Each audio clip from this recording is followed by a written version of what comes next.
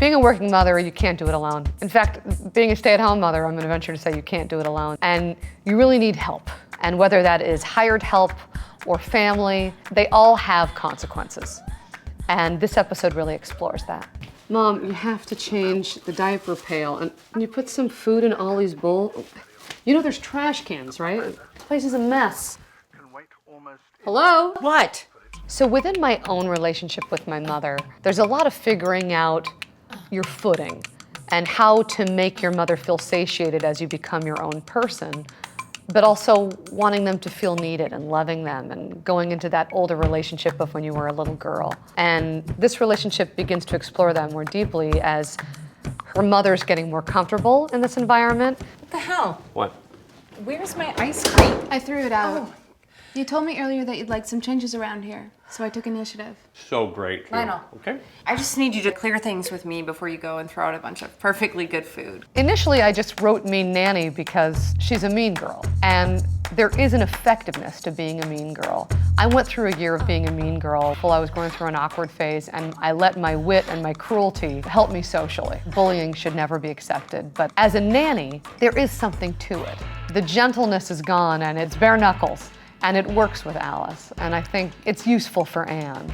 I've noticed a significant change in your behavior. You've really been going above and beyond lately. I mean, you've turned to working early, you stayed late every night this week. So, you're happy with me? Yeah. So when I initially conceived of Marvin, I kept trying to picture him and nothing was coming to mind. It was this really mysterious, dark entity to me. And so I just kept writing about this mysterious, sexy guy. Tall, quiet. Just the boss figure.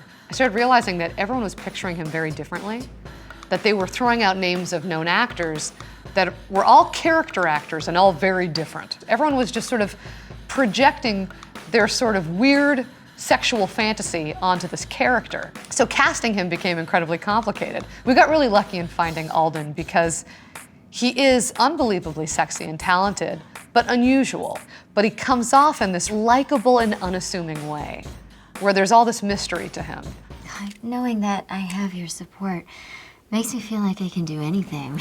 I love the idea of someone like Jenny, who's so sort of cut and dry actually about her likes and who she is, dealing with this walking mystery. Part of her attraction to Marvin is that the old tricks that she learned to get guys aren't really working anymore. And seeing her with a guy like Marvin who doesn't respond to the tricks that she's used to playing is really funny to me because she has to sort of rediscover who she is. I was hoping if you had time after work today, you'd want to have a little... Jenny! Ian! Hey, baby. Hi. So when Jenny goes to work, she has this escape, this place where she can be the sexy version of herself, where there's this man who looks at her as though she didn't just give birth. So when Ian shows up with a baby, it just pops that bubble. She's lost in a fantasy. So Jenny's sort of down the rabbit hole at this point.